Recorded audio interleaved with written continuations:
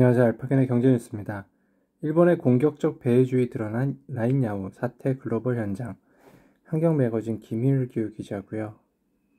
최근 일본 기업과 지분이 얽혀있는 SK하이닉스 다시 주목받고 있는데요.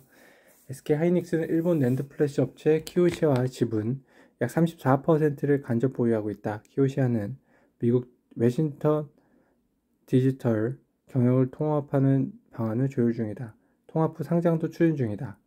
이후 SK하이닉스를 밀어내려고 할 수 있다는 관측이 나온다. SK하이닉스는 키오시아와 웨스턴 디지털의 통합을 반대하고 있습니다. S커브에 올라탄 이노텍. LG전자는 세계 100대 브랜드 진입 기대. 환경 매거진 아노키 기자입니다. LG이노텍은 S커브에 잘 올라타는 회사로 LG그룹 내 어떤 회사보다도 미래 성장성이 높다고 본다. LG이노텍은 지난해 사상 처음으로 연간 매출 20조 원을 돌파했는데 5년 새 3배 성장했다.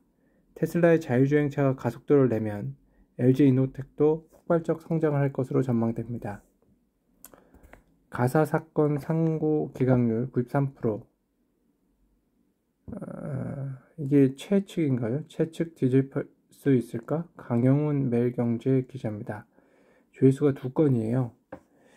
특유 재산이란 부부 일방이 혼인 전부터 가진 고유 재산과 혼인 중 자기 명의로 취득한 재산을 말한다.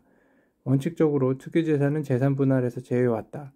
법조계야 재계가 이번 판결에 놀라움을 표시한 배경이다. 1심은 총 분할 대상 재산을 2,142억 원으로 봤지만 2심은 모든 SK 관련 주식과 미술품, 주말농장, 용지까지 포함해 4조 115억 원으로 봤다.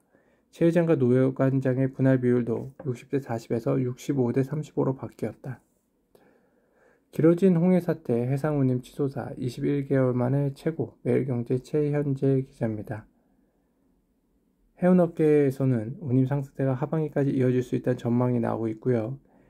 해운업계는 조만간 홍해 사태가 해결되지 못할 가능성이 커 해상 운임 상승세가 올해 하반기까지 이어질 것을 내다봤다.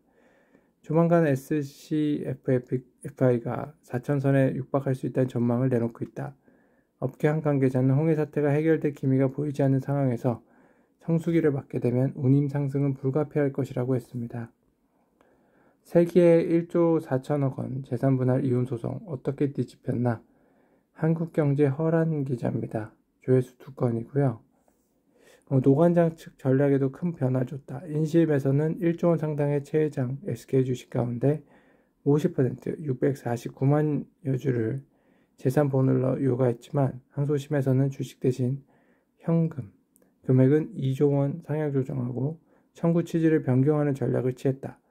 한 변호사는 주식 분할에서 현금으로 조정한 것이 승리에 주요했다며 재판부 입장에서 주식 분할을 결정하는 것은 기업 경영과 관계된 부담이지만 현금 분할은 상대적으로 여유가 생긴다고 기뜸했습니다.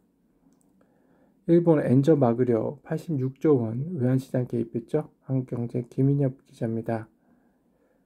자, 시장에서는 엔달러 환율이 앞으로도 오를 가능성이 높다는 관측이 나오는데요. 미국 중앙은행 페드가 연 5.25에서 5.5%대 고금리 정책을 펼치는 반면 일본은행은 제로금리를 유지하고 있어 엔화 가치가 하락 압력을 받고 있었습니다. 우에노 다이야 미주오 수석 시장 이코노미스트는 두 차례의 환율 개입이 시간 벌이에 불과하다고 분석했죠. 높아진 중립금리, 금리 인하 폭 제한되나? 한국경제 강진규 기자입니다. 자, 한국의 중립금리가 연 마이너스 0.2에서 1.3%로 추정됐고요. 장기간 추세적으로 하락하는 중립금리가 코로나19 대유행 이후 반등한 것으로 나타났습니다.